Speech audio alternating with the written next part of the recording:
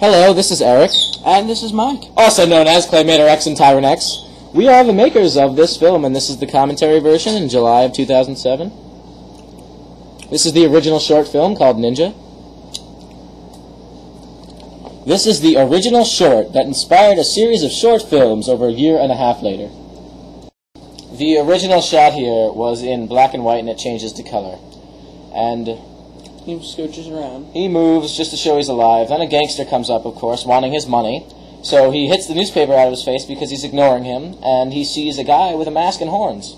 Yeah, shoot, and keep shooting. The gunfire was done over a period of a half hour. We were actually eating dinner as it happened, surprisingly. And pulls out his cell phone, calls up his buddy. Yeah, we had to establish the fact that more people are going to come now. We couldn't add dialogue, but we will soon. Yeah, this was made when we didn't have sound in our films. Oh, that was a Matrix shot. That was kind of like a takeoff from Matrix right there. Except they didn't throw a shuriken. That idea right there we were going to use in the original film, the fact that he throws shuriken and cuts people's heads off, stuff like that. Here comes Mr. Headband. Yeah, Headband Man. Spider-Man. And the idea here that Mike wanted to use, he was like, hey Eric, we should have that headband come off and get used as a weapon. So it was kind of hard to do it, but we did it. And it comes up in the scene right about now. And you can enjoy the generic fighting. Right there. Generic fighting.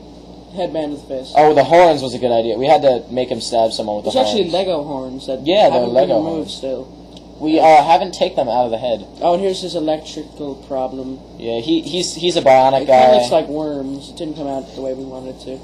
Yeah, we kind of wanted the electricity in that scene. There's the big boss man with his gang members, and that was like 10 minutes later. Oh, they walk over a period of time, so he's kind of rested now, but then he gets shot again. After being hit with a board. And he's got a bunch of bullets in him. And, yeah. And then in this next scene, the blood actually, when he disappears, there's blood on the ground. We had to explain that he's bionic. He's made of human and mechanical parts. So, like, the horns in his head were kind of, it's like I was made from an animal and human, it was like... Mr. Orange Hair hardly moves. And some of the guys in the background kind of don't move for this.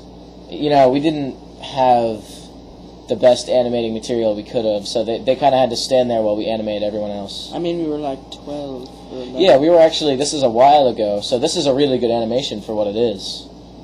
Blood squish. And that's a nail gun. That's his gun. He was supposed to fight Ninja. It's a giant industrial nail gun. And it shoots giant nail. Oh, and he grows there. We had to resculpt him because he was becoming a little blob. And then it gets sketchy because it was 1 o'clock in the morning when we finished this. This was one straight animating process. We didn't stop. And this is when it gets really lame. Yeah, you can actually see my arm in the background a little. We just kind of had to end it. So we showed his face. That's his mechanical face, which is... The idea is going to go into the short series also. And there we go. It ends with the newspaper shot, which is probably going to be in the original film. Like, just... The series film. I have an idea.